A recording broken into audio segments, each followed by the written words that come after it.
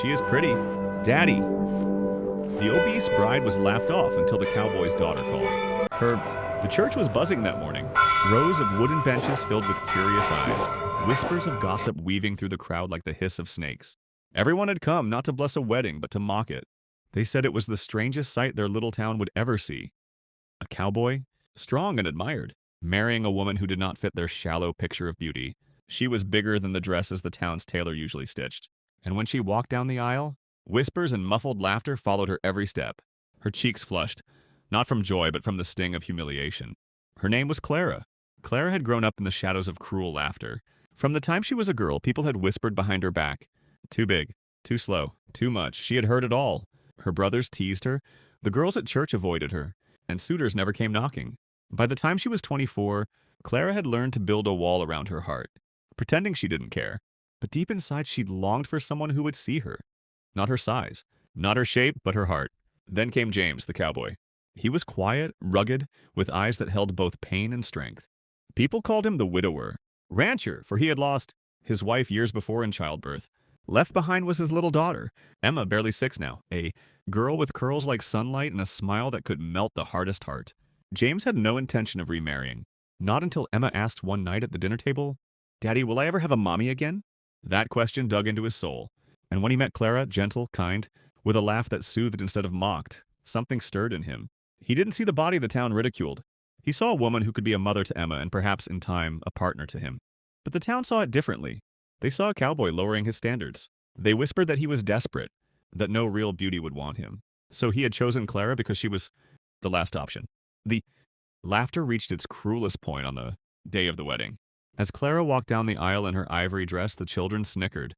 Some of the women covered their mouths with their lace handkerchiefs, their eyes mocking. Even a few men chuckled openly. Clara's hands shook. She wanted to run, to tear off the veil and hide in shame.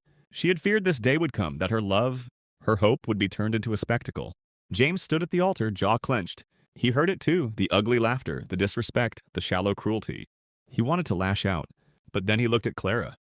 Her eyes were brimming with tears she was fighting to hide. His heart broke. Before he could speak, a small voice cut through the murmur. "Daddy," Emma, in her little white dress beside him, tugged his sleeve and pointed at Clara. Her voice, innocent, and child to reveal what the world is too blind to notice. Clara was mocked, ridiculed, cast aside. But love rewrote her story. And if you've ever felt less, laughed at, or unwanted, know this. Your worth does not shrink or grow by the opinions of others. It shines when the right hearts see you for who you truly are. Life on the ranch was never quiet, but for Clara, it was the sweetest noise she had ever known. The clattering of pots in the kitchen, the neigh of horses in the morning, the laughter of little Emma chasing chickens across the yard, and the sound of James's boots thudding across the Ilas wooden porch as he came home from work. Still, not everything came easy. Clara faced challenges the moment she became James's wife. The town did not forget their laughter so quickly. Some women at church still gave her sideways glances, whispering that James deserved better, prettier. Some men muttered under their breath when James passed by, hinting he had settled for less. Clara felt those daggers of judgment, and sometimes at night, when James was asleep and Emma curled against her, she would cry quietly into the pillow. The wounds of years of ridicule did not heal overnight. But what made the difference now was that she wasn't alone anymore. Emma would come running into her arms after school, proudly holding drawings of Mommy and Daddy, always scribbling. Clara's smile bigger than anyone else's. James, though not a man of many words, showed his love in every action, fixing a fence with her by his side, reaching across the dinner table to squeeze her hand, or wrapping an arm around her in town as if to say, "She is mine and I am proud of her." Still doubt clung to Clara's heart. One autumn afternoon she overheard 2 women at the market giggling. "Did you see her trying to ride that horse?" Poor thing, the saddle must have been crying. They laughed cruelly, not realizing Clara was behind them. The words hit her like stones.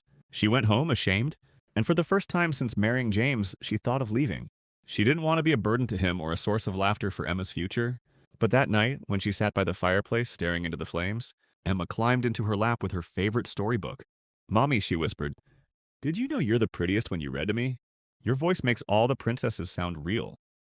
Clara broke down crying, holding Emma tightly. The little girl's innocent words healed wounds that gossip had reopened. Days turned into months, and Clara began to bloom in her role, not because she changed her body, but because she embraced her worth. She learned to ride horses beside James, not caring for the snickers, and soon she was galloping across fields with Emma holding tight behind her. their laughter echoing louder than any gossip. She baked pies that made the ranch hands smile, sang songs while hanging laundry, and filled the ranch with warmth no one could deny. James, once silent and lonely, found himself laughing again, truly laughing. Whenever Clara teased him at dinner or hummed while brushing Emma's curls, love was reshaping them all, not into the perfect image the town expected, but into a family built on strength, acceptance, and joy. One evening at a town gathering, the preacher's wife fell ill suddenly. Clara, without hesitation, rushed forward, organizing people to fetch water, fanning the woman until she revived. Her calmness, her care, her natural leadership stunned everyone. For the first time, the town saw Clara not as the obese bride, but as a woman of courage and compassion. Whispers changed that night. Some said perhaps we misjudged her. Others quietly admitted she carried herself with more grace than they ever had. Emma, clutching Clara's hand proudly, announced to anyone who would listen, "My mommy saved her. My mommy is the best." James just stood behind them, his arm around Clara's waist, smiling at the woman who had turned his world around. But the greatest trial came when a harsh winter storm swept across the land. The snow buried fences, cattle were lost, and the ranch nearly fell into ruin. Neighbors struggled to survive, some too proud to ask for help. Clara, remembering her own years of loneliness, insisted they open their home. She cooked with what little they had, sharing food with families who had none. She sewed blankets late into the night, her fingers bleeding, but she kept going. The townspeople who once mocked her now gathered at her table, warmed by her fire, fed by her hands. They began to see her beauty not just in Emma's innocent eyes, but in undeniable truth. Clara's heart was the biggest of all. By the time spring returned, the laughter in town had changed. No longer cruel, it was filled with respect. Women greeted Clara kindly. Children ran to her for cookies, and men tipped their hats. The gossip had died, replaced by gratitude. Clara, once the object of ridicule, had become the soul of the community. James often told her at night, while they rocked on the porch watching the sunset, "You've given Emma back her laughter. You've given me back my life. And you've given this town a reason to love better." Clara would smile, her eyes glistening, and whisper back, "No, James, you gave me a family when I thought I'd never have one." And through it all, Emma never stopped saying those words that had changed Clara's life forever. Whether Clara was in a simple apron or her Sunday dress, whether her hair was tied back or loose, Emma would always look up at her with pure sincerity and whisper, "You are pretty, Mommy." Those words had built her courage, healed her scars, and reminded her daily that true beauty comes not from the mirror, but from love reflected in the eyes of those who see your soul. So, dear listener, if you've followed Clara's journey this far, remember this. Sometimes life places us in the path of laughter, cruelty, or shame, but those trials are only the soil from which true love and clear rang louder than the laughter. "She is pretty, Daddy." The entire church froze. The words hung in the air like a beam of sunlight breaking through storm clouds. Every mocking mouth closed, every whisper died. Clara stopped mid-step, her breath catching. She looked at the little girl who stared at her not with ridicule, but with awe. To Emma, Clara wasn't big or small, awkward or different. She was simply beautiful because her heart had already loved her. James bent down to his daughter, his voice rough with emotion. "Yes, sweetheart, she is very pretty." Then he looked straight at Clara, his eyes burning with sincerity. "And she's ours." Clara's tears finally fell, not from shame but from a love so unexpected it shook her soul. For the first time in her life, she was not hiding from laughter. She was seen, accepted, cherished. That moment silenced an entire room full of shallow hearts. No one dared laugh again. The preacher, his voice a little shaky, cleared his throat and continued the ceremony. When James took Clara's hand, he did it with strength and pride, not hesitation. "I take you as my wife," he said firmly, staring into her trembling eyes. "Not because you are my last choice, but because you are the only choice my heart could make." Clara, her voice breaking, whispered back, "And I take you, James, for your kindness, your strength, and for Emma, who has already given me the greatest gift. I never thought I'd have to be called pretty, even once." The vows sealed their bond, but the true marriage happened the moment Emma wrapped her small arms around Clara after the kiss. "Now I have a mommy," she said with joy. That simple declaration carried more weight than all the gossip in town. From that day forward, the laughter of others no longer mattered. At the ranch, Clara poured her love into Emma, braiding her hair, teaching her to sew, baking sweet rolls together in the kitchen. James watched as the house, once silent and lonely, filled with warmth and laughter.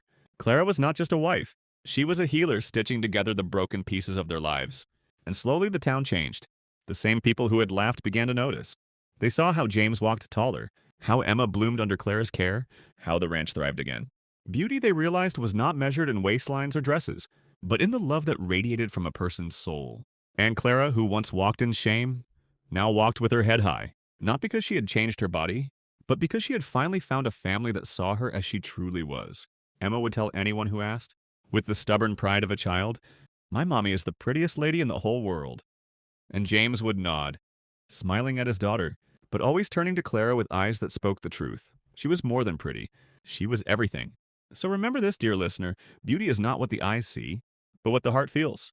And sometimes it takes the pure eyes of a